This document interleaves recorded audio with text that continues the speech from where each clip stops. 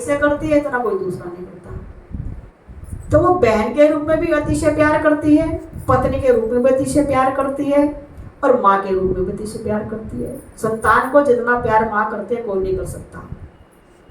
तो जब किसी की मृत्यु होती है, वो किसी स्त्री का भाई होता है, किसी का पति होता है, और किसी का पुत्र होता है। यदि वो शमशान घाट में जाती है और उसकी आंख से आंसू गिरते हैं, तो उस जिस विमान से उसको ले जाया जा रहा है वो विमान नीचे खसकने लगता है। उसकी आंखों में, उसकी आंसू में इतना दम होता है कि उसके आगे की यात्रा रुक जाते हैं, यमराज के पैर भी भारी पड़ जाते हैं। तो ना जो पूरा पृथ्वी लोक की तरफ रहता है और ना ऊपर गमन होता है, उसकी यात्रा की इसमें विघ्न पड़ते हैं, जीव आत्मा को बड़ा कष्ट होता है। इसलिए उसको कष्ट ना हो, स्त्रियों का शमशान घाट में जाना मना है, क्योंकि वो अपने उसको चलते हुए नहीं देख सकती। पुरुष की छाती बड़ी कठोर होती है, विवेक प्रधान होते हैं। इसलिए स्त्री को, क्योंकि स्त्री के अंदर अधिक मोह की जड़ है, इसलिए शमशान घाट में स्त्री को नहीं ले जाते। तो भगवान कहते हैं कि देखो, गिरिजा स्त्री के अंदर मोह है, और ये पूरी प्रकृति स्त्री है।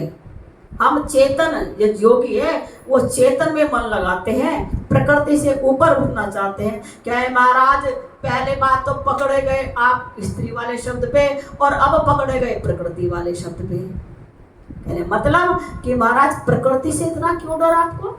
आप ये बताओ, आपका जो शरीर है ये प्रकृति से निर्मित है कि नहीं? ये 5 तत्वों से और 3 गुणों से बना के नहीं? मेरा भी 5 तत्व 3 गुणों से बना के नहीं? यहाँ बना है। मेरे बाप को बना के नहीं? आपके जो नंदी और भूत गुण आदि है उनका जो शरीर है वो भी 5 तत्व और 3 गुण से बना के नहीं? यहाँ बना है। तो यदि आप प्रकृति से डरते हो तो प्रकृति वाला लिबास क्यों पहन के बैठे हो? छोड़ दो शरीर को, निर्गुण निराकार हो जाओ। आकार वाला शरीर आपने धारण क्यों कर रखा है? भगवान के लिए है, क्या बात का उत्तर दूं इसकी?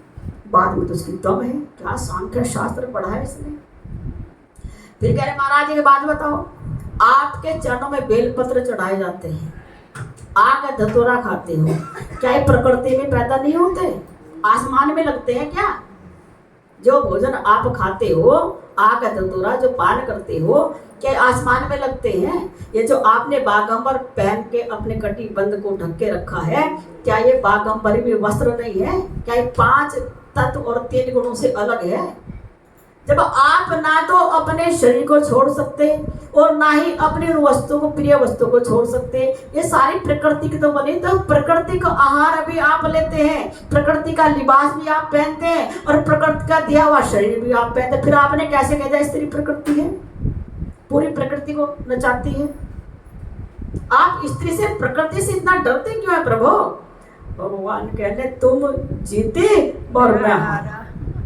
तुम्हारे ज्ञान के आगे आज मैं निरुत्तर हो गया। तुम्हारी प्रत्येक बात में एक बहुत बड़ा दिव्य सांख्य तत्व भरा हुआ है, तुम्हारी बात में दम है। लेकिन क्या करें, भक्तों के लिए हमें शरीर धारण करना पड़ता है। कि धारण करना पड़ता है तो भक्तों को दर्शन देना भी तो आपका परम कर्तव्य है।